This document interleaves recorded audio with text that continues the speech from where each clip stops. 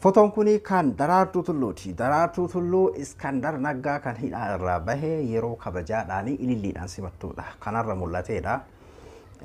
Inni kunis kan Daraartuu Tulluuti. Kun ammoo kaleessa mana Baqqalaa Garbaa deemuudhaan kan Baqqalaa Garbaa haala saniin abaaboodhaan simatteedha. Fotoon kuni karaa adda addaatiin dinqisiifannaa addaa argateeti jira. Sibiratti ammoo tarii ni kumattamoo ni dinqisiifatta. Mee waan sooshaal miidiyaa irratti deemamaa jiru waliin ilaalla. Waa'ee footoo Daraartuu lameen kanarratti jechuudha. Akkasuma ammas bulloon badhaasni isaaf qophaa'e gara doolaara 5,000 gaheeti jira. Tarii hedduun keessa yoo quban qabaanne haa quba qabaattanii fi bulloon oggus hin jedhu Joohar Seewutu maltan Jooharii miti jechuudha. Yoo sangee ta'uuni wallisaa bulloo sirbeedha. Badhaasni isaaf qophaa'ee jira. Badhaasni akkamiin isaa qophaa'ee eessatti qophaa'eef kan jedhus kamee waliin ilaalla. Sa'aatii ammaa kanatti online irratti meeqa akka ga'e badhaasni isaaf qophaa'ee. Haga dhumaatitti na waliin turaanii Abduu Moobaayil Appiraay warra jalqabaa dhuftan ammoo subscribe godhaa maamila keenyatti dabalamaan isiniin jira. Fotoon kuni kanarraa kan Daraartuu Tulluuti. Hedduu dinqisiifannaa argateeti jira. Tarii kan isin biratti maal akka jedhamu kara nama keenyaatiin tarii qeeqni irratti qeeqni kanarratti ka'uu hin dhabamu. Garuu haa ta'uti sooshaal miidiyaa irratti ammoo dinqisiifannaa guddaa argateeti jira. Mee gara dinqisiifannaa sitti osoo hin seenne fotoo kanas ilaala.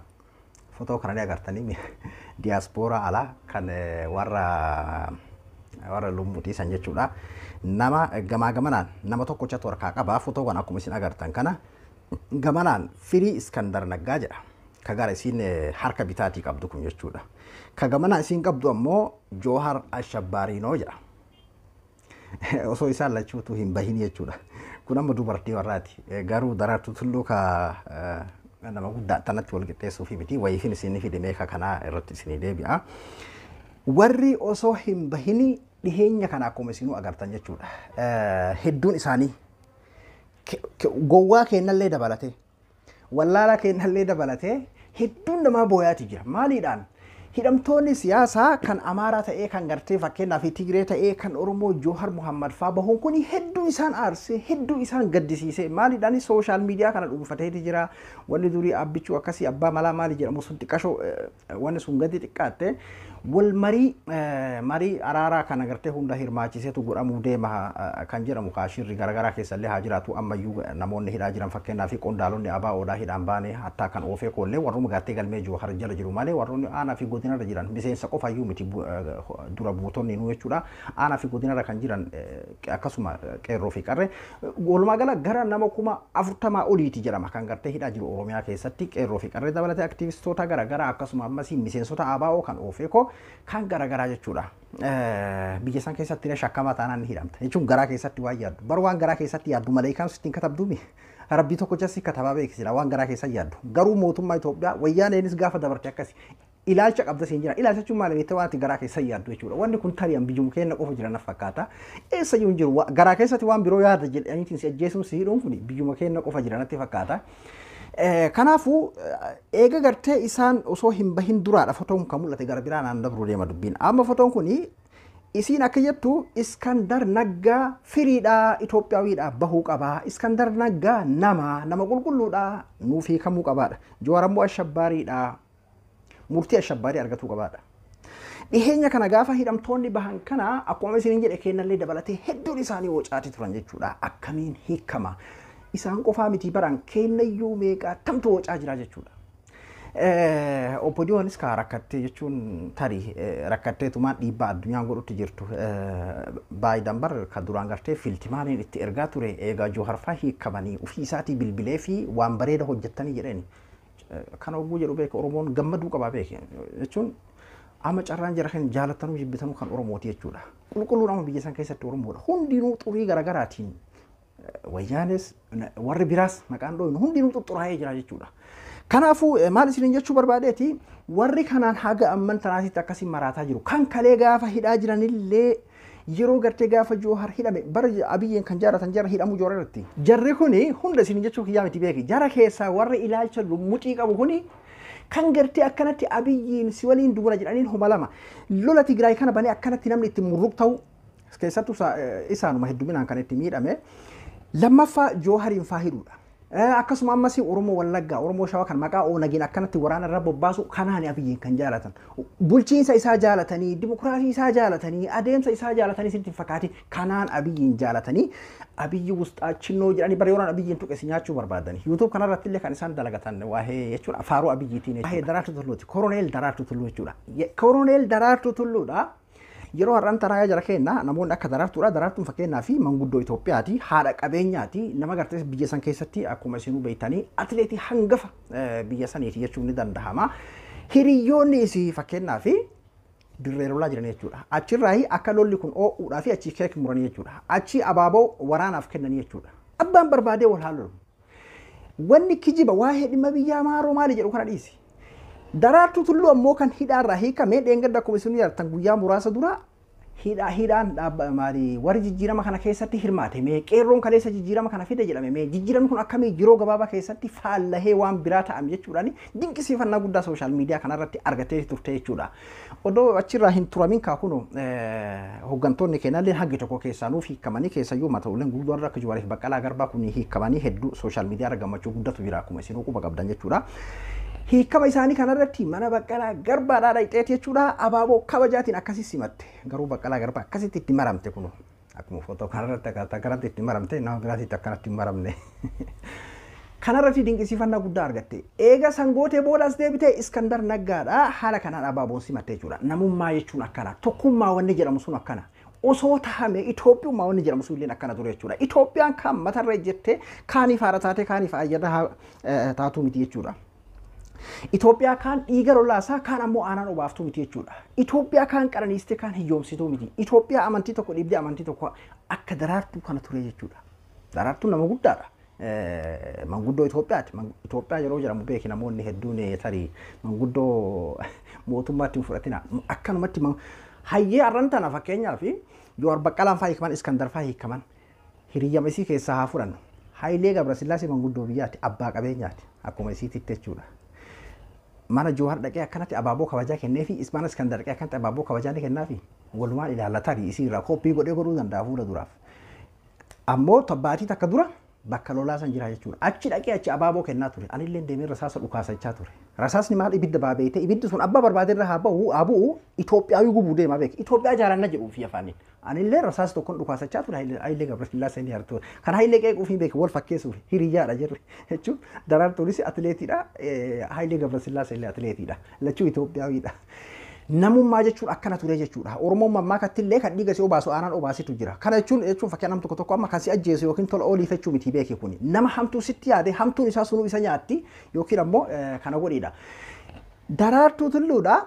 Namoonni hedduun gaafa dhiyoollee maaliif dubbii isii guddiftan kan jedhudha kan agartee qeeqamaa ture. Yeroo har'an tanaa yeroo namni dhabame nama mul'ate kana yoon qe'in akkamiin namni kattee namni dhabame kun akkamiin argama namni nama akka agartee namoonni akkanaa kun heddumaatanii fi kan dhufe hamilee argatuu qabaachuudha dhugumatti illee kanaadha wanni barbaachise tarii amma nama keenya biraallee akka maal warra kana jala deemanii kadhatanii yookiin warra kadhaa miti kun namummaadha jechuun feetu amma Daraartuu yookiin jaalattu nama kana garuu dubbichi kaleessa mana Baqqalaa dhayxe arraas dhufuun mee jechuun waan asirratti hin dubbanillee hedduutu jira. Kanaafuu kuni namummaadha jaalalaa miti dubbiin waa hedduutu keessa jira jechuudha. Mee osoma homa fedhan osoma jibban mee Hayilee Gabrasillaasee tarii amma koppii godhee godhuu danda'a. Mee haa godhu osoma garaan jibbuyyuu osoma garaan dhiiga yaaduyyuu mee dhaqeetiin Baqqalaadhaaf abaaboo kabajaa kennee Iskandariif illee haa kennee akkasii bee walaa qixxeessee ilaallame. Kana jechuudha. Garuu Iskandar Naggaa irra guddaa waan inni qabsaa'uuf ni beektan jechuudha. Qabsoo isaa isin hundi keessanuu. Garaagarummaan kennaa fi garaagarummaan warraa haganumatti asuma jidduutti ilaaluudha. Footoo kana lameen jidduutti ilaaluudha. Kan Daraartuudha, kan firii Iskandar Naggaa Jawaar Mohammad, Jawaar Shabbaariidha. Iskandar Naggaa ammoo Itoophiyaawidha qulqulluudha bahuu qaba. Bar osoo hidhaa jiru kun kana lameenuu jedhanii beeki. Tarii nama kenna keessa illee beeki kawaan garaagaraa jedhu jiraachuu danda'a jechuun yoo gabaabsanii yaadan fakkeenyaaf amma Jawaarin kaleessa alaabaa Itoophiyaadha of duuba kaayee jedheetiin kaaqee qufaadhaan arge jechuun ilaalchi namaa kun hedduudha akkuma namaatitti Oromummaan kun beeki sabaa fi sablammiidha. Nuti Oromummaan kun akka sabaa fi sablammiiti yeroo kana isiniin jedhu garaagara jechuu kiyyaa miti bal'aadha nuti kun bal'aadha. Oromoon biyya warri jedhu sun beeki akkamatti lafaa ka'ee jedha isinitti hin fakkaatiin dhugaa dubbachuu fi Oromoon akka biyyaatitti Oromoon ofii isaatiifuu akka biyyaachuu maaliif afaan bal'aa aadaan isaa bal'aadha. Aadaan isaa bal'aadha, afaan loqonni isaa bal'aadha, lafti isaa bal'aadha, namni isaa hedduudha. Wantoota garaagaraa fudhanne jechuudha. Kanaafuu Oromummaan kun yaada garaagaraa qaba. Fakkeenyaaf daraartuullee kan akkasitti gartee Itoophiyaan nyaattu akkas godhuudhaaf akkas gooti kan jedhuun illee jiraachuu danda'a. Wantoota haala garaagaraatiin daraartuu tulluu garuu ammoo akkas osoo hin taane haasawa isii kan dhiyoo keessatti sirni gadaa sirna seera kamiyyuu Itoophiyaa gudditti seera Itoophiyaa gudditti kan isin jettan kana caalallee na ilma namaatiif waliigalteedhaa fi tokkummaa biyyaatiif biyya guddisuudhaa fi seera kamirrayyuu seera filatamaadha jedheetii yaadaan akka nama tokkootitti jettee dubbatte keessattuu waan isin dinqisiifannaa argattee sanii jechuudha. Kanaafuu ati akka feetetti namoonni tokko tokko kaayaan isaanii garagara jiraachuu danda'a. Haalli jiraattuun goote kuni baay'ee tokko nama dinqisiisaa jechuudha.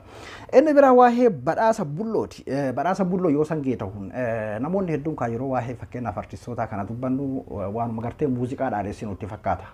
An akka dhuunfaa kiyyaatti muuziqaa dhaadheessuu fi miti yookiin sirba jaalalleen akkas taate asiin nagoote maali san faarsoo osoo hin taane artii waa hunda keessaa ni jira. Amantii keessa illee ni jira.